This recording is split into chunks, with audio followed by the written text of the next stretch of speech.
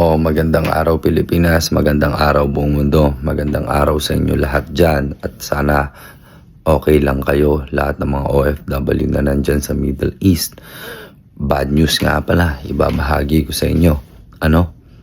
Total, akala nyo fake news, mga sinasabi kong mga teorya at mga prediction sa geopolitics na itong si Professor Jiang.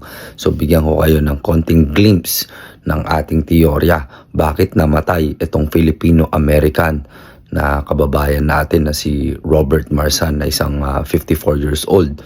Namatay siya sa Kuwait sa Port of Shuaib.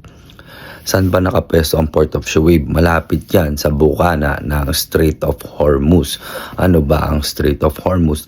Yan ang pasukan na maliit na distansya mula sa Iran hanggang sa mga karatig bansa ng GCC na pinapalibutan ng Kuwait, Qatar, Bahrain, UAE, Oman, Saudi Arabia. Basta yung Strait of Hormuz na yan, kinokontrol na ngayon ng Iran. Paano namatay nga pala itong ating kabayan? Dahil isa nga pala siyang sundalong Amerikano na Filipino-American. Nakadeploy na ngayon lahat ang mga sundalong Amerikano sa bawat port ng bawat bansa ng GCC para dumepensa at gumawa ng atake papunta sa bayan ng Iran. Pero hindi nila magawa dahil napakaraming drones at missiles sa kabundukan ng Iran at handang-handa ang mga Iranian. 20 years nila itong pinaghandaan. Ngayon, wala kayong naririnig na sumasabog dyan sa mga syudad ninyo, diba? Tsaka mga missile. Dahil nag-focus ngayon sa pinakapasukan ng Strait of Hormuz. Pumesto kasi ang mga sundalong Amerikano dyan. Ngayon, sa inyo dyan sa UAE, dyan sa Port of Fujairah, may mga sundalong Amerikano dyan. Marami dyan. Baka alam nyo, nagbibiro ako. Dyan nagpapasabog ngayon ng mga drones at mga missile. Ano ho? Kaya pagdasal ninyo na ma-penetrate ng mga sundalong Amerikano at sundalo ng mga GCC papunta ng Iran at para masakop sila. Pero pag hindi, mag-move forward through Strait of Hormuz ang mga Iranian. At 33 kilometers away lang yan. Napakadaling biyahihin. 'Di ba? So, ingat kayo, Pero ito, ang prediction dito, dahil handang-handa ang Iran at talagang sila ang pinakamaraming missiles ngayon na equipment for weaponry. So, minsan para ma-intercept ang isang missile ng Iranian, gumagamit ng 10 missile ang kada bansa. Katulad ng UAE, maka-intercept lang ang isa. So, palagay nyo, doon palang lugi na. Sinasabi yung air defense, lugi na kayo sa mga kagamitan. So, eto, sasabihin nyo, fake news na naman. May mga nakauwi na ng mga mayayaman tao na nagbayad ng $26,000 makaalis lang sa bansa ng mga GCC countries. Yung mga wealthy families, kada tao, $26,000. Ngayon, naiintindihan ko na kung bakit walang pondo ang Pilipinas para magpauwi ng mga Pilipinong gustong mag-repatriate. Kasi nga, $26,000 ba naman kada isang tao? Kayo naman, di ba? Sana malaman nyo rin ang mga bomb shelter dyan sa mga bansang tinatapakan ninyo. Kahit sa UAE, meron yan. Kaso pagkakalam ko, pang lokal lang yan, aray ko. Pang mga Arabo lang. Ito na ako nalungkot. So ito, may second option. Subukan nyo talaga lumapit-lapit banda sa Oman para hindi kayo mabomba dahil ang Oman may mga Shia Muslim din sila dahil ang mga Iranian ay Shia. Kaya iniiwasan nila mabomba ang Oman. So ayan, binigyan ko kayong idea sa lahat ng mga kababayan kong Pilipino.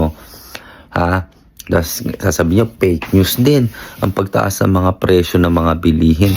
Oo, yung mangilan-ngilan, marami pang stock. Pero sinasabi ko sa inyo, katulad ng lemon, ngayon, 12 dirhams na raw kada kilo. Kahapon lang daw 9 dirhams, sabi ng misis ko. Yung mga prutas, yung mga yung mga gulay, ayan ang magtataas. O bigyan ko kayo ng teknik na naman. Saan daw hindi magmamahal ang pagkain? Dito sa Al Ain, doon sa fish market nila. Bakit? Ang stocks nila galing sa Oman. So makakabili kayo ng mga murang gulay at pagkain kung kayo ay nasa Al Ain. At kung kayo pa ay nasa Dubai at gusto nyo medyo ligtas-ligtas kayo at sa mga Abu Dhabi, punta kayo ng bandang Al Ain. Bakit? Boundary yun ng Oman. So yun, magiging ligtas na parte yan ng UAE. So ingat palagi mga kabayan at gawa ng paraan. Kung makakauwi, kung kaya nyo gawa ng sarili nyo ng paraan, sila Ann Curtis nga nakauwi na. At sana sa ating pamahalaan at sa ating butihing Pangulo na may magawa nyo ng paraan itong krisis na pinagdaraanan ng ating mga OFW. Huwag nyo pang hayaan na sila ay mapahamak dahil yung iba bulag-bulagan, yung iba bingi-bingihan at walang sense of danger na po. Hindi po nila alam ano nangyayari sa gera at syempre strategizing po ang both camps. Hindi po yan basta-basta magpapasabog. Parang lang nila yon, entrance sa gera yung nagpasabog-sabog sila, pero ngayon deployment na of manpower and armed forces. Ayaw nyo maniwala, pumunta kayo sa mga ports ng mga GCC countries. Makikita nyo, sandamukan ng mga Amerikanong sundalo. May namatay na yan, yung kabayan. So, rest in peace dito sa Filipino-American hero natin ng war. Gusto nyo pa ba na may mga inosenteng buhay na mamatay? Ewan ko rin ba't ganyan ang trip ng mga political leaders ng malalakas na bansa. Sana bilang sa Pangulo natin si Bongbong Marcos, mailikas mo naman ang ating mga kababayan Pilipino. Yun lang. Peace out sa inyo. Billy Jack Sanchez nga pala. Tigil-tigil kayo sa nagsasabi sa akin ng fake news. Concern nga ako sa inyo at ako'y nag-a-update lamang po para alam nyo po ang next nyong gagawin sa inyong pamumuhay. Dahil tignan nyo nga ako nai-stress ako. Hindi ako makatulog. Anong oras na ho dito? Alas 6 na ng umaga, gising pa ako at alas 7 dyan sa Pilipinas. At sa UAE is alas 3 na ng hapon dyan. So, ingat kayo guys, Mag-stock pala kayo ng mga maraming tubig, at yung mga pagkain na pang survival. Yun lang kasi nakaipit talaga ang port. Yun lang. Peace out sa inyo mga tol.